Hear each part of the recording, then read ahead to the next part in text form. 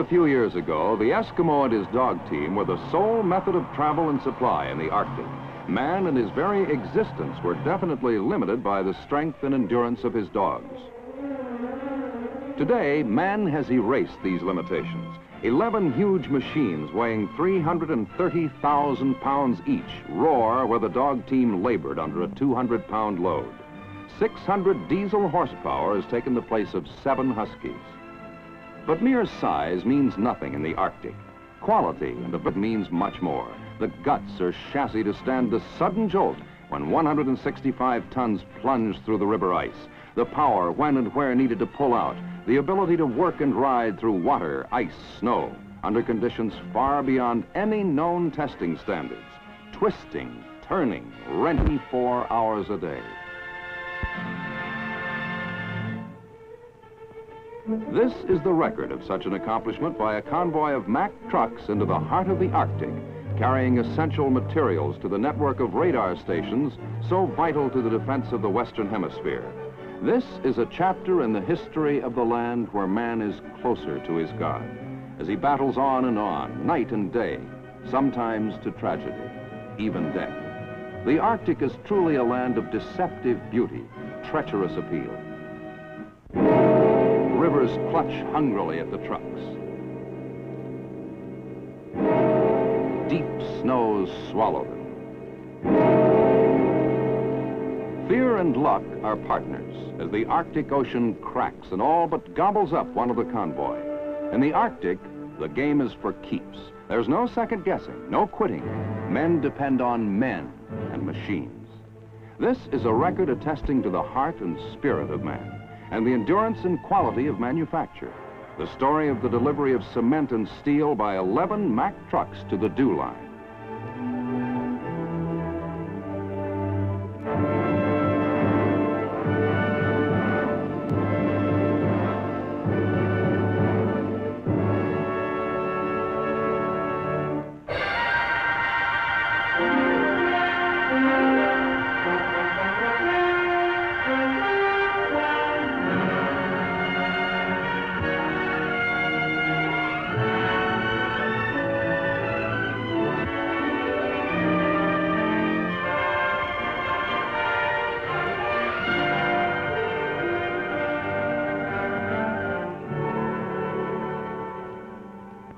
When the winter weather is good in the Arctic, it is dazzling and transforms impassable swamps into an encrusted world of grotesque statues. Lakes and rivers are stilled, valleys and ridges leveled by snows. It's the only time you can move across this world. Any venture into the Arctic demands thorough preparation. At Allentown, Pennsylvania, for instance, the huge Mack trucks roll out of the manufacturing plant, and because of their tremendous size, must be shipped by rail to Seattle. Here along Puget Sound, the tractors are serviced and winterized, thoroughly checked. And then the Alaska Freight Lines takes over, barging all equipment, materials, and supplies to Valdez, Alaska, and on up the highway to the project's assembly depot at Eagle on the Yukon River. You join the expedition at Eagle, and as a member, study the only available map. You're so unfamiliar with the area, it's like looking at a new world. Far to the north and east, the DEW line objectives stretch along the 70th degree parallel. In between, an uncharted land of mystery. Following the trail which the advance crew has carved and gouged across the wilderness, you weave in and out of 500-odd miles of unnamed mountain ranges, clear to the Mackenzie River. There, the convoy is to be refueled from an oil refinery at Norman Wells. Then you strike out north and east, skirting Great Bear Lake, out of the timberline onto the Barrens, the true Arctic. Coppermine, Coronation Gulf, fascinating fabled names you read about as a boy, and now you are heading there.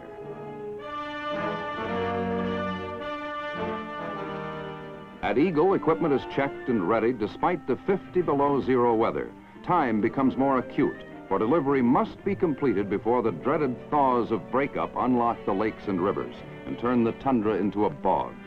Nothing is normal on this job. Imagine a tractor 12 1/2 feet wide, A trailer 65 feet in length with built-in tanks holding 5,500 gallons of diesel fuel. Tires 5 feet high. A 600 horsepower engine hauling the gross weight of 165 tons. 330,000 pounds to the top of the world. As you preheat the engine with hot air in order to start it in the cold, you realize nothing is ever normal for the Pioneer.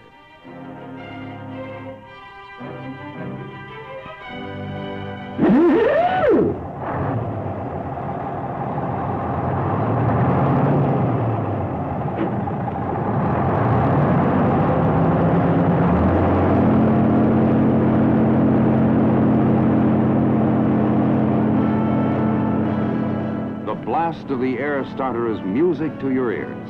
You've worked weeks to hear those engines roar. Long, cold weeks. It's a glorious moment to be on the way. Finally, on the way to the Arctic.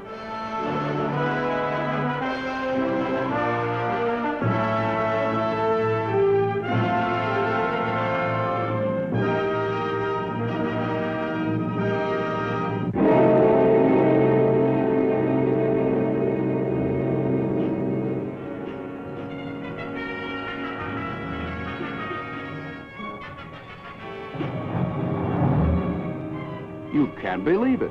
Hardly a mile from the depot. Didn't even have time to adjust the seat or light up a smoke. Working back and forth on the ice, you're keenly aware of the tremendous power at the instant command of your foot on the accelerator. Give those driving wheels a grip and you're moving.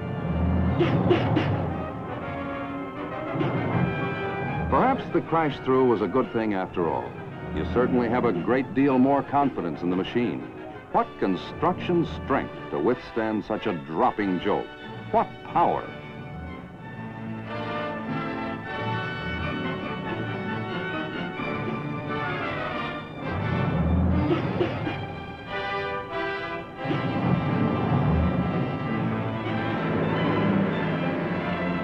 Plowing across the river, you're surprised at the comparative smooth ride over ridges and through holes. Settling back, you tell yourself, it's going to take a whale of a lot to stop this outfit. And now you're not half so scared of what lies ahead in the Arctic.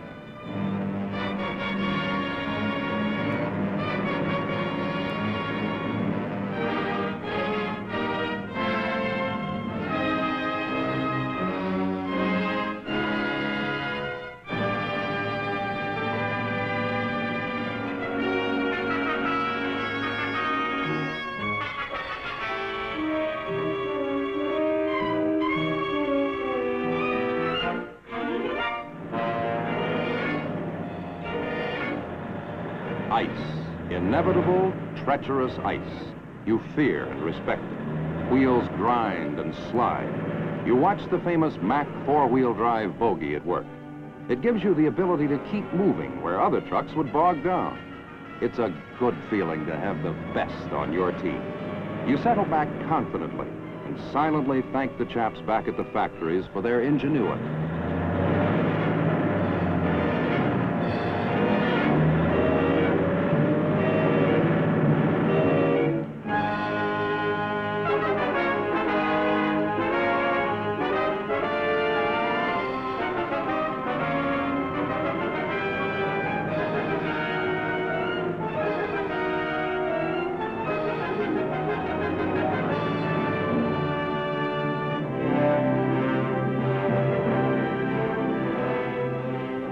The miles are hard to come by, and each is entered in the logbook as a conquest. You're becoming accustomed to the constant din of the diesels, which are never cut dead except for brief servicing, for it would take many hours to get them heated and started again. You can't relax a moment. Wherever there's ice and snow, there's danger.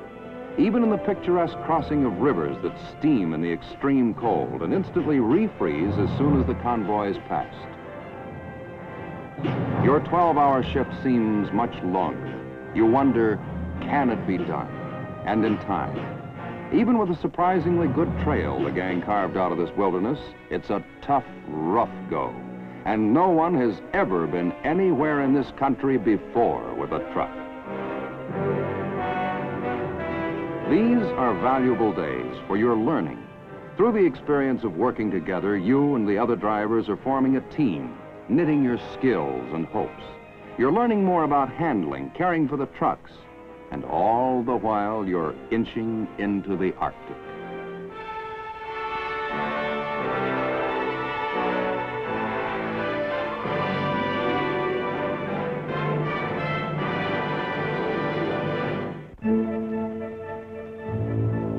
It's 62 degrees below the morning you climb up into the open to find mountains stretching in all directions. Spectacularly beautiful ranges, but ominous of rough going ahead. It's cold, real cold. Yet you're thankful the expected high winds and deep snows of the altitude have not yet materialized. Other drivers guide as one by one you weave the lengthy giants around sharp curves. A foot too far, and you'd topple thousands of feet to the valley. So you crawl along, hugging, clinging to the mountain, all the while loudly cursing the trail building crew and emphasizing their mountain goat ancestry.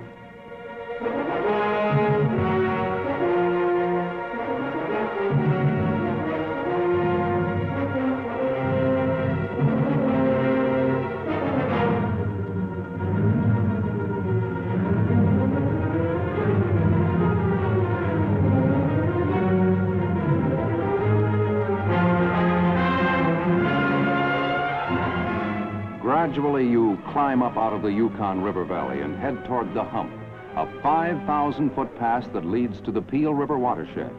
You're in Canada now, the Yukon Territory to be exact. You feel good, and write home about getting somewhere.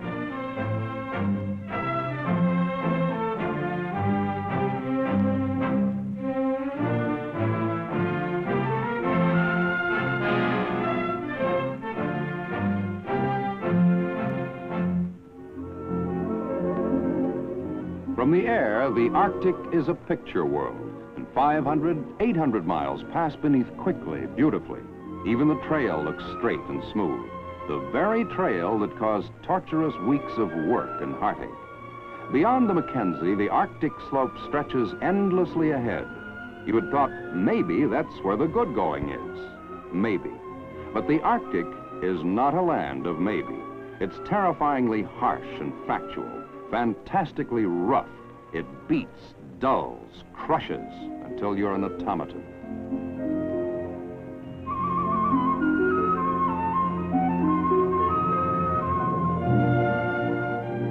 Jouncing, bouncing along, you realize you are traveling the Arctic in luxury. The warmth and comforts of the cab, the wonderful meals and a bunk in the Wannigans, riding over tons of steel on the trailers. Outside, even the wolves and the polar bears are scarce in this forsaken land. You are in a world of your own, dark and more fearsome at night. And on nearing the magnetic North Pole, the radio becomes unreliable. You're alone, very much so.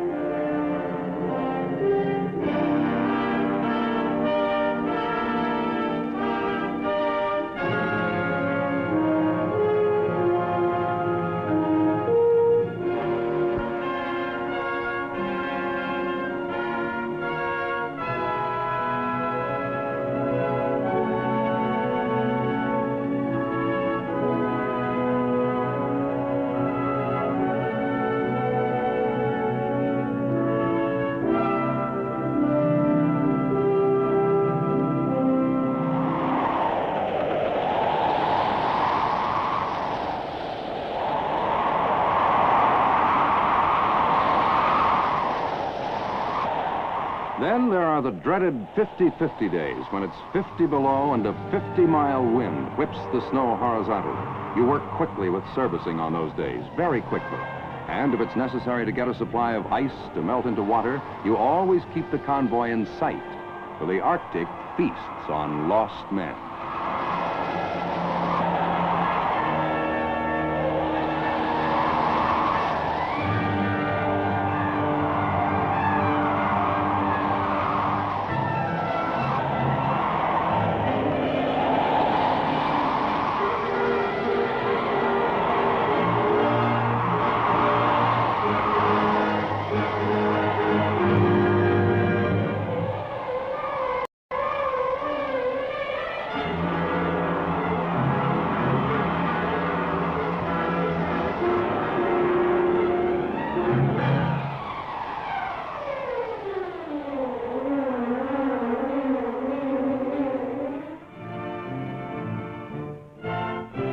You lose track of time, distance.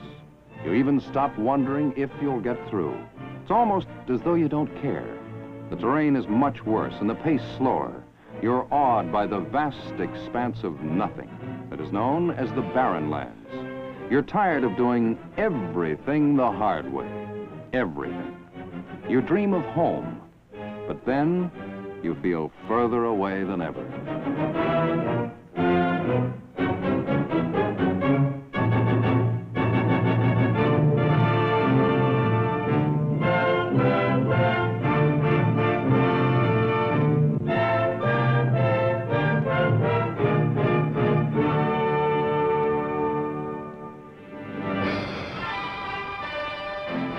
What's this? Boulders and rocks as far as you can see.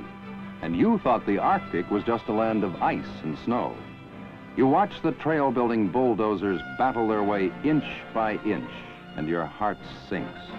Yet you can't stay here or turn around.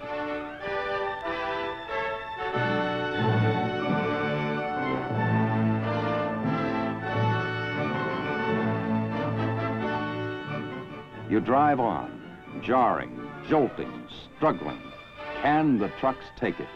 You expect to hear a giant crash any instant as the going gets rougher, and the punishment on the construction of the trucks becomes unbelievable. You grind and crawl ahead over the boulders and into deep holes in the ice. You wouldn't have believed any chassis could stand this wrenching. Yet it does, and you crawl on.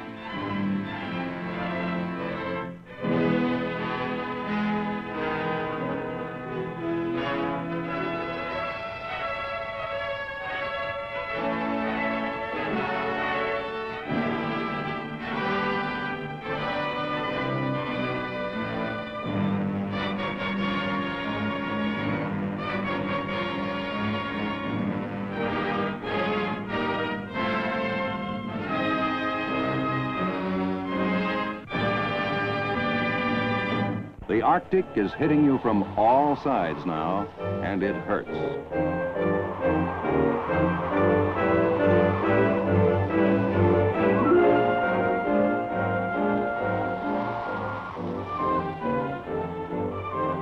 Unwillingly, you become experts at unloading the cargo, even to the incredulous job of snaking out over 60 tons of steel from under the bunkhouse. You wonder what impossible chore will be next as you heat the jack so it'll automatically, silently. You hate it.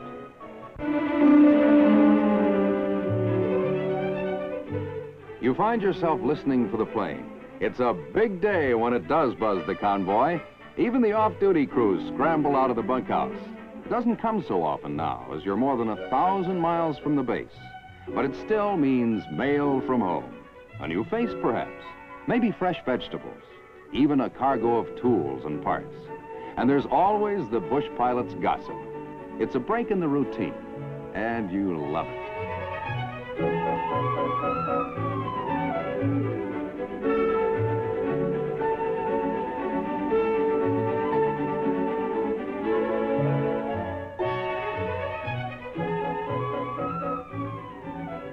Weather permitting, the pilot checks landmarks ahead, which are carefully noted on a map and used as directional beacons.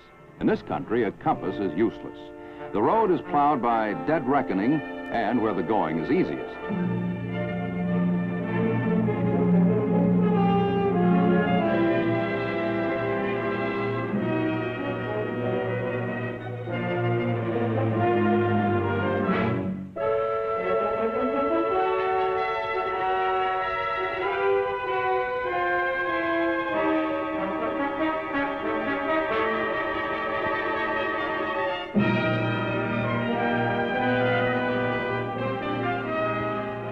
Nearing the Arctic Ocean, you're surprised by unusually deep snows.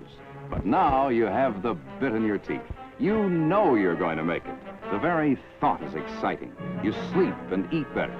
You joke about driving over the ocean ice in high gear and call it high glee. Gripes fade and laughs are louder. And you and your machine are going to make it, come hell or the Arctic.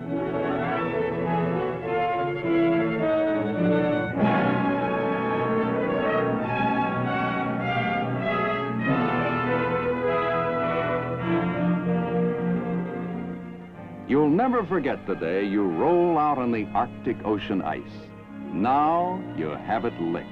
The sights are along the coast, and you can run the ice for another 2 weeks at least.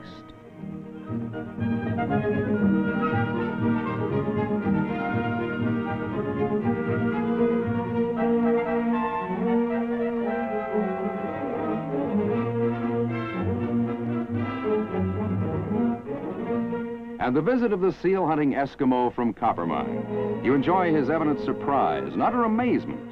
You tell him jokingly of the bulldog conquering the Arctic. He replies agreeably, "Many dogs, many dogs." From an Eskimo, that's tops.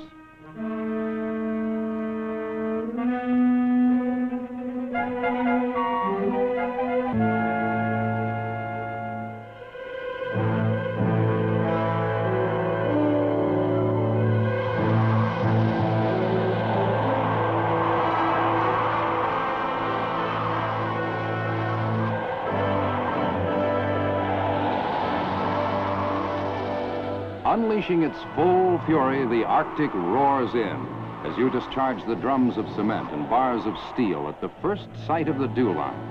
But you are warm with a deep satisfaction of accomplishment.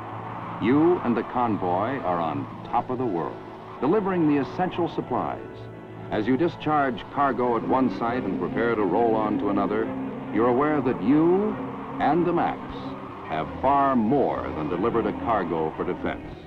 You have also pioneered a method of Arctic transportation, opening up and developing a vast new world of unlimited potentialities, the Arctic.